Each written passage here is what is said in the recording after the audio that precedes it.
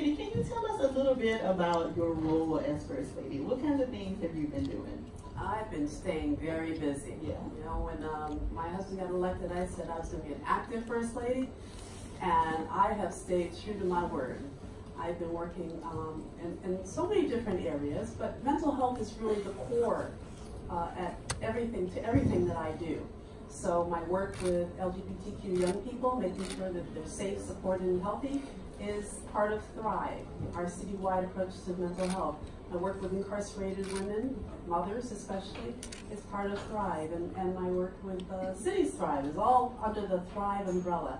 Thrive is reaching huge numbers of people all over the city, connecting them to services, making sure that people know where to go, at the same time raising awareness about mental health. And we try to make sure that especially those underserved populations have access to care. Yeah, so tell us more about Thrive. Like, how did you arrive at that being your platform? And you've already said a little bit about what is under the Thrive umbrella. Could you go into more detail about what's covered there? Well, I really wanted to do something that would touch as many people as possible. And I feel like I use everything that I've experienced in my life. You know, Audre Lorde always said, you know, don't waste the pain, right? Especially the pain. Don't waste it. And I feel like I've been able to use the experience, not constructive criticism. It's not. And I go back and remember like why I'm doing this work. You know, I think about the good times. For example, a few weeks ago I was in a pre-K class with one of our Trauma Smart programs. I'm doing yoga with 4-year-olds. If you haven't done yoga with 4-year-olds, you do not. My 2-year-old tries. Yeah, so much fun. And it was just really wonderful to, you know, again, to remember like why we're doing this work. You know, how good this feels knowing that these children know how to roar like a tiger and do these positions and express themselves. It just feels really good. I try and remember why I do the work, and that helps ground me. Yeah, so we were chatting a little bit before in the green room, and so something that we talk about on the podcast very often, especially with a community of Black women, is managing the various roles that we have. Right, you're a wife, you're a mom, the First Lady, you're doing all of these different things. What kinds of things do you have in place to help you manage all of this? What does your self-care look like? Well, I exercise almost every day. I go to the gym. That's how I begin. I feel like if I don't do that, then it's really hard for me to. I mean, one day, if I skip one day, it's fine. If you skip more than 2 or 3, I actually start to feel it because I'm a very busy person, and I need a way to get that energy out. And exercise really does it for me. I love to take baths. But that takes a lot of time, so I don't do them as often as I like, and I like to walk in nature. For me, exercise is key. Meditation, whenever I can, is also really helpful. And sometimes medication. I have suffered from anxiety, and so my 3 is exercise, meditation, medication, as needed. Nice. So something else that I am curious about is, what does your support system look like? Because that is huge, I'm sure. Well, my husband's my best friend, and so I talk with him. I have other friends that I talk with. I could work more on my support system. My family is really key for me, really important to me, and they are definitely my inner circle. And it's hard when you're a public person, I think, to be too open with a lot of people. So it's something that I struggle with. Yeah. Has it been difficult for you to have new people added to your support system because you are so public? Yes. Yeah. Yes. So it's kind of like falling back on people who knew you maybe before. Exactly. Yes. I do have friends that I've known since I was in college. And I find that those friendships are even more valuable to me now than they ever have been, because because they knew me back then, and you know, they see me in a different way. Right, right. Those are harder to keep up, though, those friendships. We ask clergy members and community leaders to devote part of their service to talking about mental health. This year it will be stress and depression.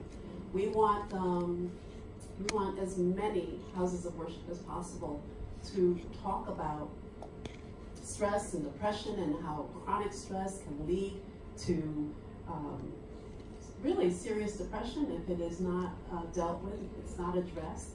We want to make sure that everyone has those resources that they need at their fingertips. And that's coming up the weekend of May 16th to 19th.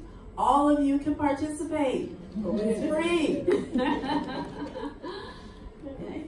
We also have, you know, I didn't mention our Sisters Thrive and our Brothers Thrive efforts, where we're working with the Divine Nine. Okay, the Divine Nine. Any Divine Nine members in here? Yes. Call out your sign.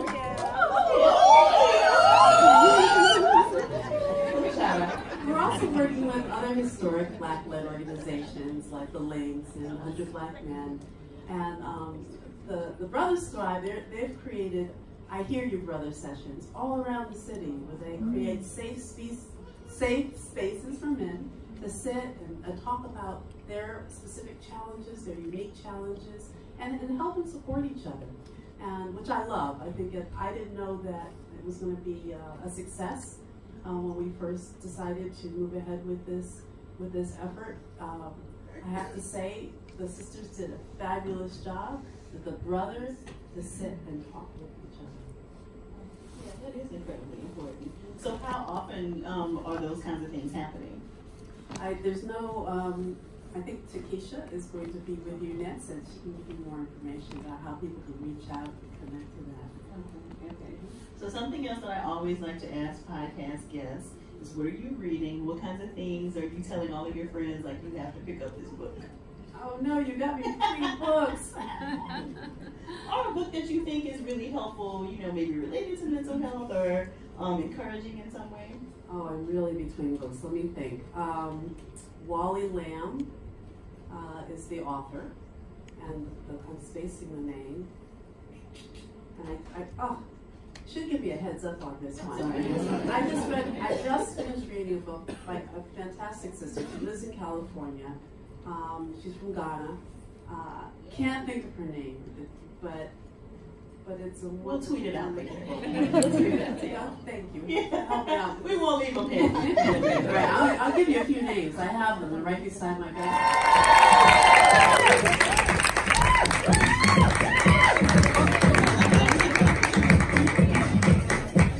Y'all didn't know you had to dance on it. I did a little bit. Little jig, just a little bit. Just a little bit. Yes. So do you guys want to offer a little bit of an introduction about who you are and your role? Group in the Bronx serving, come on, and I practice mindfulness and do that on the side with people as a consultant all around probably the East Coast so far, but coming to a city near you, teaching you how to breathe in a new way. Awesome. Can you guys hear me? No, you're not. Am I supposed to turn it on? Yeah, there you go. Okay, let's turn it on. Hi everyone, my name is Takesha White. I am the Acting Assistant Commissioner for Systems Partnership in the New York City Department of Health.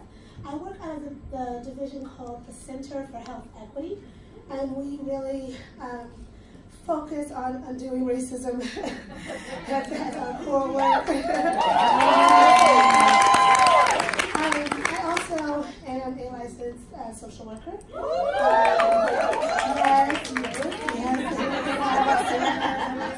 So excited for all the social worker snaps out here. It's National Social Worker Month still, right?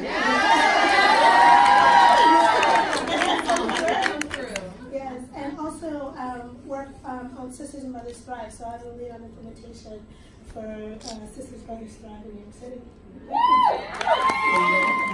So can you share a little bit about what you do specifically? So you are a social worker, you're a psychiatrist, I'm a psychologist. So can you share a little bit about what you do and how maybe it differs from the other disciplines?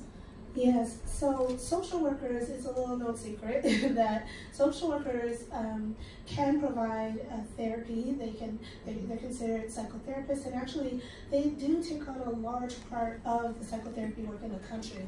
So most times when folks are seeing a therapist or clinician, a lot of times they're talking about seeing a clinical social worker. So that's like what the social work piece is. But the social work that I do, I am a I focus on macro level social work, so social economic development was like an international social work is my background. And what I really do is I apply the social work paradigm to macro level, city level work, so environmental change, systems change, community engagement, all centering the individual in their experience as a human being, affirming their human experience, while we build out strategies to support their health and advance their health. Yeah. Wow.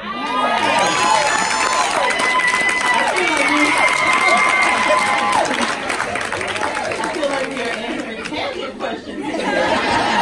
Platform. Give it up for Keisha 2020. What about you, Dr. Curry? So I am a psychiatrist, which means that I went to medical school. I'm a medical doctor because, as we well know, your health is not only related to your mind, it's also related to your body. They are one. They are inextricably linked. So I did med school just like your gynecologist did, just like your surgeon did. We were all in school together learning the same things for 4 years. And then after that, we went on and did different things. So my specialty means that I was exposed to medicine. I've cared for people who came into the ER with a heart attack or a gunshot wound, and I assisted in their treatment during rotations in residency. I assisted people after they had a stroke. I went to the OB floor because, like it or not, people with schizophrenia have babies too. People with manic depression, people with bipolar disease, they have babies, and they deserve all the good care that they can possibly get from somebody who's compassionate and knows what's going on with their body and their mind, and who can take the time to come up with treatment plans and work with social work and psychology to make sure that the whole system is taken care of, this whole family gets taken care of. So in my work, I treat the body and the mind. Wonderful. Like I said, I'm a psychologist, so I have a PhD in counseling psychology, which required 4 years of undergrad, 2 years of a master's program, and then 4 years of a PhD program, a year of internship, another year of postdoc, another year of supervision, all of these hours, right? So we may get into that later, like some of the barriers that keep people out, because look at all that time, like who got all that time? Right? And so I am, again, a counseling psychologist, and so a lot of what counseling psychology focuses on is preventative kinds of things and looking at the everyday stressors that we all face just as humans. And so much of my work has been in college counseling centers. I have a huge heart for college students because a lot of times when you see more serious mental health concerns come up, it is in that traditional college age, right? And so, you know, people used to think college counseling centers were just for homesickness and breakups, but now we are seeing people with their first, you know, schizophrenic break or, you know, different kinds of things. And so that has been my heart and my passion. And of course now I'm doing therapy for Black girls full time. And so we have been seeing lots in the news, lots of research that talks about Black women really not being heard by their medical professionals. So can you speak to that? Like, can you tell us, you know, like what kinds of things can we maybe do? We have a request for you to speak to that. You know, what kinds of things can we maybe do to make sure that we are advocating on our own behalf? But what kinds of things could you maybe be talking with your colleagues, and what kinds of conversations do you all need to be having with yourselves? Not to put you on the spot, I'm just saying. You know, to really make sure that the numbers that we're seeing, you know, don't continue the way that they are. Right. So I think part of the work that gets done in medical school is acquainting people with their own humanity and the humanity of others. If we're lucky, if this baby will give me permission to talk, right? Because we do, in our work, we know that it takes all of these people, all of the public, all of our staff to kind of create an environment where we can thrive, where we can live, where we can not only take care of ourselves but our loved ones. So part of that means as med students learning how social systems work. And does that always happen everywhere all the time? No. Do some systems of oppression sort of find their way into the minds of medical students and find their expression in how people are treated? Absolutely. So at the medical school where I'm on faculty, Albert Einstein, we have a committee for diversity and inclusion, because we know, like, just getting in the door of med school was probably difficult for some people. So we want to make sure that everybody knows that they are welcome. So what are we doing to make sure that the diversity of the community is reflected in the school? What are we doing to dispel myths around certain cultures, the beliefs that Black people can tolerate pain better, so we aren't entitled to the kinds of treatment to address our pain, that we should suffer emotionally unnecessarily, all of those things. We are actively working to make sure that each class of medical school students comes in and gets almost reprogrammed in a way. Yeah. And can I also add, when I said, because I feel like this might have come out a strange way when I said like it or not, people with serious mental illness have kids. I don't want to set up some weird dichotomy where, like, as if I think certain people are deserving of fertility or not. I want to make that very, very clear. Like, I think we in mental health really strive to make sure everybody knows, like, we all come to this planet with any number of things that can happen, any number of mutations, any number of family histories and traumas and things like that. We are all deserving, and so I think what I try to do, and I'm sure what you do and what you do, is to advocate for people when they can't advocate for themselves. So I just wanted to make that clear. That's Byron Young. Dr. Byron. We're going to get to you next, Byron. So Takesha, you have already shared that a lot of it, of course, feels like a very important conversation to be having right now, and I find there have been lots of conversations, and it always feels like a struggle for me when people start to internalize some of the things that are actually happening in their toxic environments. So it's not about you, it's about the environment that you're working in. So can you say more about that work and how you maybe help people to not internalize some of the things that are happening in their racist and sexist and whatever is environment? Bless you. Bless you for bringing that forward.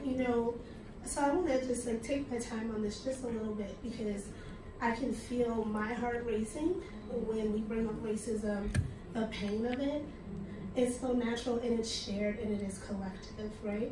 So when we're talking about working in toxic environments, what we are working at the Department of Health and the Center for Health Equity with our partners is this concept of a trauma-inducing environment. So these environments that we're working in that are toxic are yes, they're toxic, but they're also creating reason for us to pause and get support, get therapy, really think about what's happening with us and how we're reacting to it, how we are forced to create, to produce, to advance in these environments that are soaked in white supremacy, that are soaked in white supremacist programming, and so the thinking of being forced to repeat yourself, to what they say code switch, and this conversation around code switching that is actually denying the self. These conversations and forcing you to be in this constant tug of war with, am I really being real? Am I being true? As Black people, we pride ourselves on being real, keeping it real, being honest. And then when you have to be in the place where you're looking to advance and take care of your families, change the system, transform the world, make a difference, live the dream, all those things, you can't be yourself. How do you go home with that? How do you pack it? How do you sit down and unpack that? And who do you unpack that with? Right? So those types of things we are working on in this concept of a trauma-inducing, moving from a trauma-inducing to a trauma healing agency, doing work like undoing racism through one of the programs we run is called Race to Justice, really holding this conversation. I see you, Courtney, I see you know, space for everyone to really grapple with what is often passed off as implicit bias, but what we're really calling it is white supremacy. So what we're really trying to do is do that. That's just a part of that work. What we found through Thrive was, because this work is so entrenched in our society, even though we're doing this work through Center for Health Equity, Thrive alone, without a particularly Black-focused initiative, was not reaching our people. So we needed to do Sisters and Brothers Thrive to center a conversation around what it would mean to treat Black people's mental health. What would it mean to have a mental health system? And I see some of our mental health advisory group members here, as you know, you're one of them, and you're one of them. Really, what would it look like to have a system that was designed to make sure that Black people were able to be healthy and to thrive as well? So that's also coming forth and coming out of Sisters and Brothers Thrive, led by the First Lady.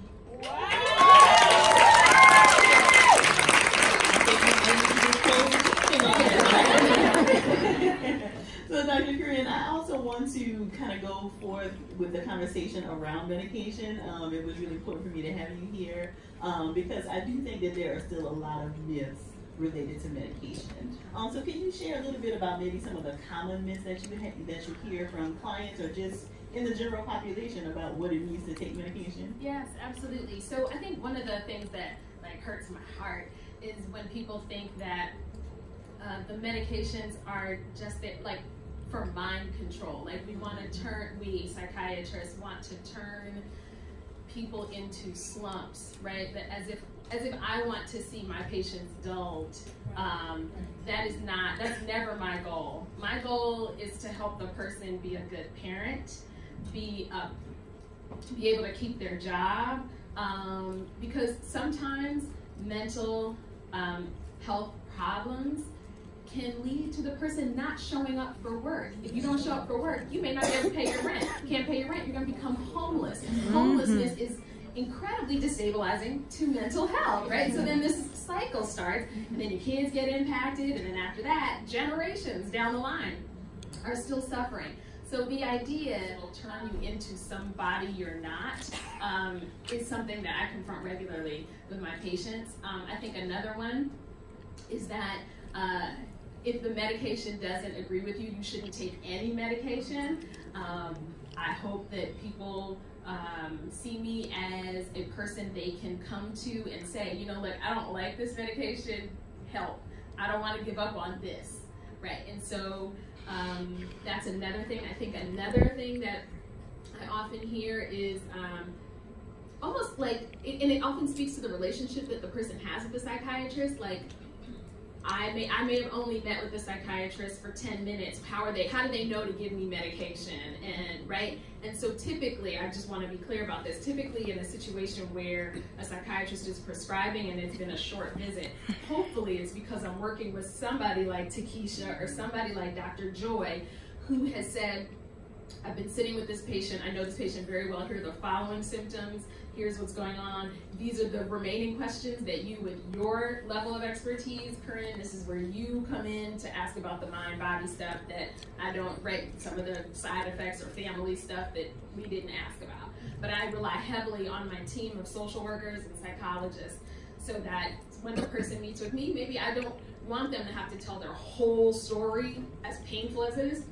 I may not need for them to tell me all of that. Sometimes we can just go in for like the chunk that's super important to me as a prescriber.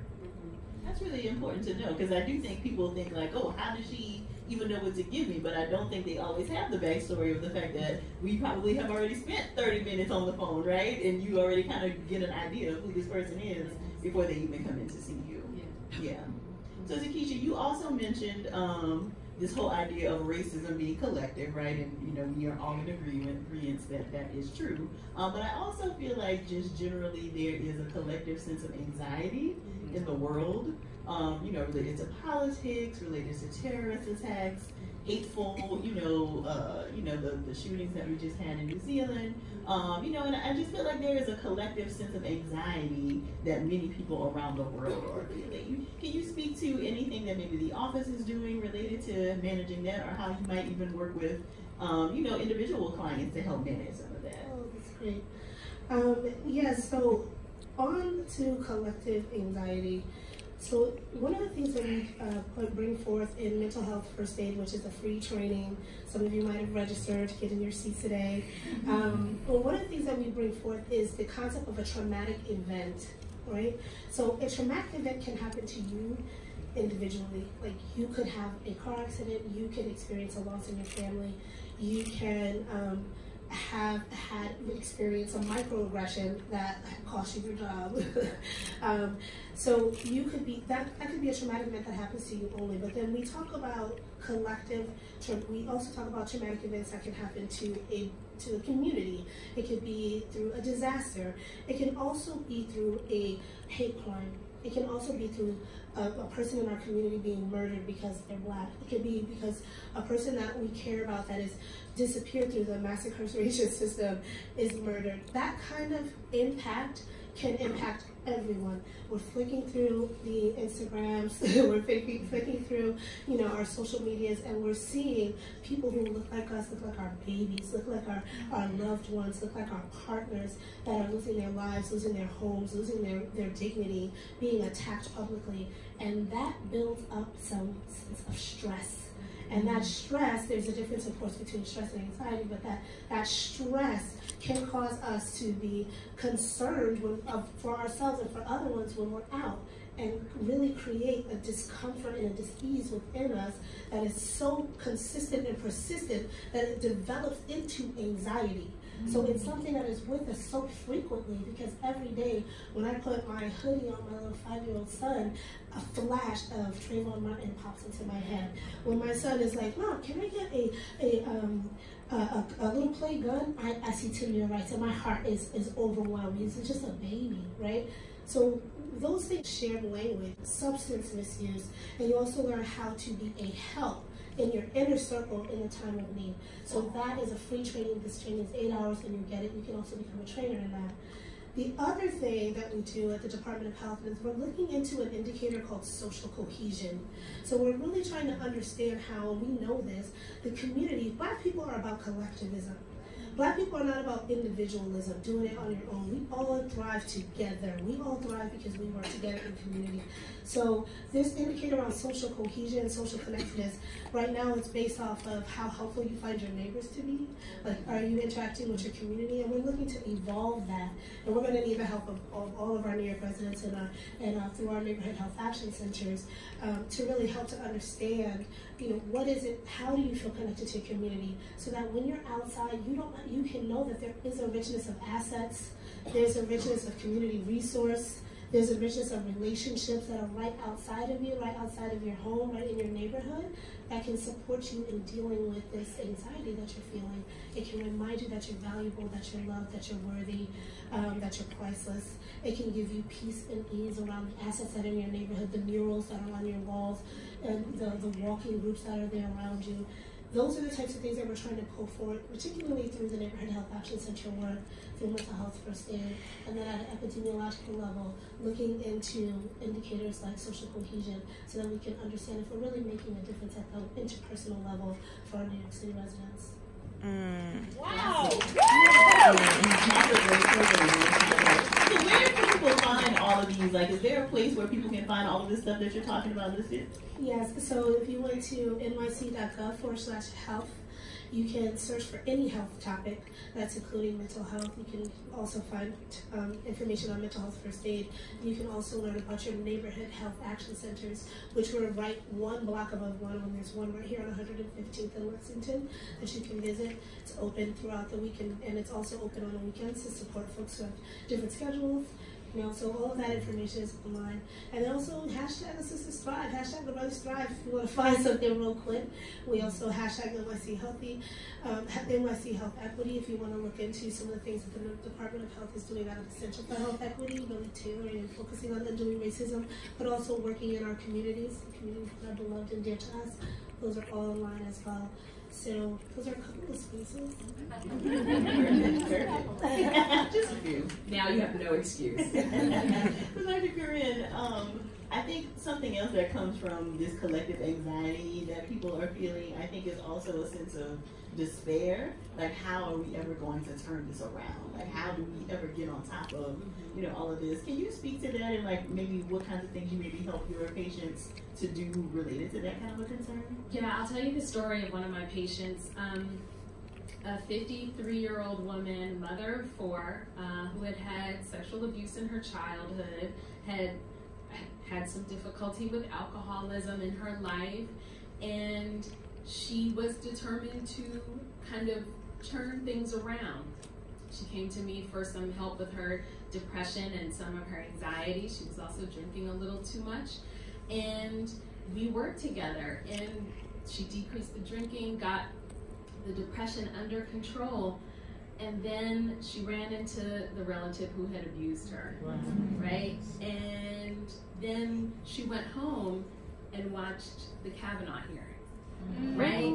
And so she came to me one day, and she was just in so much physical pain, and I was like, I hadn't seen her like that, and so we started to, I was like, when did the pain start? Like, what is all this about? I'm so confused. And the more we talked, the more the timing just turned out that like her body had just kind of internalized her own despair.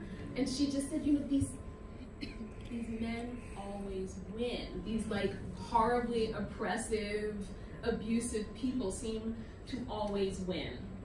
And so what we started to do was look at the ways in which she has won, and look at the ways that she could center herself in that narrative, right? Briefly watching the news, that took her out of the center of her own story. We had to bring her back. And so that's some of the work that I do with my patients. So I don't just, you know, I don't think pills teach skills. I think it's important to talk with the patients too. And, right? So we sat and talked through, like, what is happening for you? What is this period of your life bringing up for you? And how can we get you back in the center of your own story? That's one step, I think, as far as countering some. Just like the First Lady said, sometimes you have to turn off all these sources of bad news for a minute and give yourself a break. Put your loved ones back at the center of the story if that's what brings you happiness. A pet, go to the zoo, go see some art. I'm a big fan of like just taking a break from all of it and choosing your reality for a little while. And I also teach mindfulness with my patients as well, and I do it on this, you know, in my spare time as well, before sleep, when I wake up in the morning. I'll be doing it on Sunday at Harlem Reset as well, so you can check that out here in Harlem on Sunday, 1:30 to 4:30 at Harlem Parish. And those are some of the ways that I try to counteract the effects of a very, very difficult system.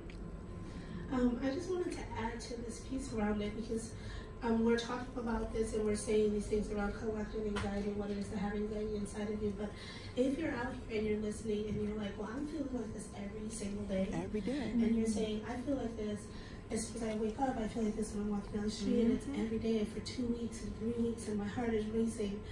I want to really encourage you to reach out to any one of the folks like us that may be in your circles that you may know of. You can call NYC Well at 1-888 NYC Well, and you can ask for a Black woman therapist. You can ask for, you can tell them where you live and ask if they can find someone close by your house in the area, walking distance, and challenge them. And then you can let them know if you want them to call you back, to check on you, to see if you actually got connected to your resource. One other thing about NYC Well is you can just call when you're feeling like that and talk to someone, because the folks on the other line are individuals who have lived experience. So that means if they're either living with a mental illness, like living with and trying to dealing with anxiety, and or with depression, or with a substance use issue, and they're willing and up for the conversation with someone else to make sure that you get connected to care. So if any of this is resonating with you, please seek out support, seek out care through NYC Well, like I mentioned, or reach out and see if you can get connected to one of the folks in your circle who know of a therapist, and take that time for yourself, please. Because, you know, we were just talking about it backstage. Some of us carry so much that we don't take the time to actually seek medical attention. My son was sick. I took him to the doctor. Did I take myself? you know, because I was on my whole, let me rush, let me do it. And I think, and reflecting on that and thinking about how I'm showing up, I want to also extend to you a challenge that I'm giving to myself, that we should also honor and make time for our healing, our care, and checking in on the symptoms that we're seeing daily within ourselves. Okay. I think, you know, raise your hand if you are in the helping profession. So most of the room, it feels like, right? And so I think it feels like, especially in recent years, our work has really become about what happens beyond just me and you in my office. It's really, I feel like therapists have really become like activists in very prevalent kinds of ways, right? And so I think a struggle that I hear from a lot of people, though, is difficulty backing off of that because I need to do the work. Like, I don't want my people to suffer. And so I think it is sometimes difficult for us to take a step back to take care of ourselves, because it feels like, okay, if I'm not continuing to do this work, then what happens to my community? So what kind of encouragement or what kinds of strategies would you all share for people who are therapists and activists and, you know, showing up in these kinds of spaces to make sure that they are continuing to take care of themselves? I think exercise is huge. I've often talked with people, talked to myself, and just thought about, like, what is keeping me from going to dance class or to the gym, right? And in the process of thinking that through, there's a choice I think sometimes we make. It's way more comfortable to sit and, for me personally, have a little more macaroni and cheese, especially if my mom just made it, and to handle my burden that way. But one thing I've always noticed, I never regret going to the gym. So after the gym, I always feel better. There has never been a time where I went to the gym and I was like, well, I made a mistake that time. You know, I mean, you know, maybe the next morning when I wake up and I'm like, oh, my hip, but, you know, so I think exercise and creating, if you realize like your life won't let you, because here's what I did when I went natural, right? Like, I was like, I had a corporate job and people were like, we like your hair when it's straight. Y'all aren't for me, you know?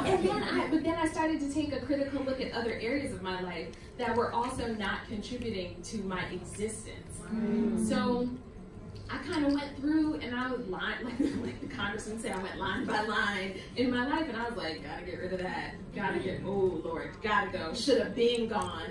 I had to build my life around my health in a way. So I'm into helping our community because that helps me, but I'm also into helping Corinne be healthy, Corinne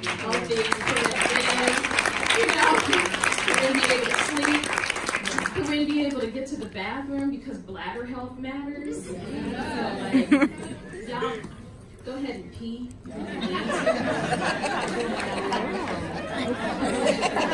Very basic. Like, start there. Like, when your body is giving you a signal, go ahead. I think I would offer today, I was having a conversation to understand, you know, you're a manager at work and you're thinking about your human resources and sick leave and annual leave, right? So one of the things that I've been doing and thinking about is how I use my calendar. Like, how are we really using our Outlook or our Google Calendars? And if you can pencil in a reminder for yourself in your phone, like, check, you know, did I go to the doctors? Or organize for yourself a time in your calendar, write it in, and send yourself a task reminder so that you get a pop-up on your phone that says, did I check in with myself? Did I check in with my doctor? Did I check in with my thoughts? Did I schedule this appointment? And then create an accountability right at that moment. Either call the bestie if you have the bestie that's going to be your accountability partner, like, but girl, did you handle it?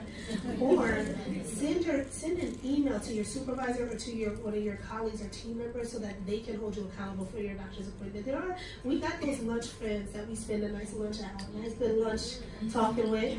We got those folks in our lives that are our people, our go-tos. Use those folks to center your well-being with as well so that they can hold you accountable.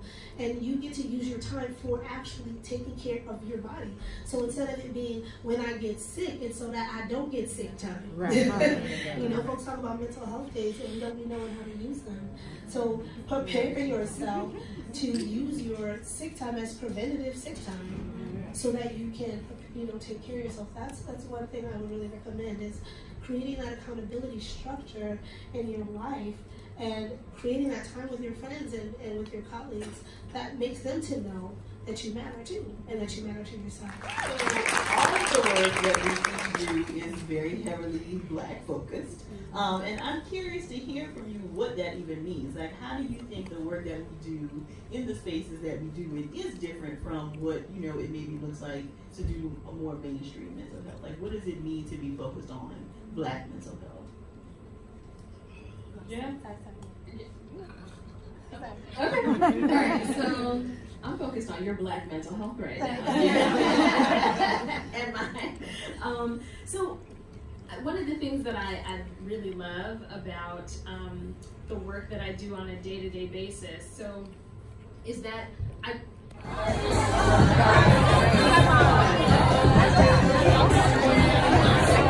not looking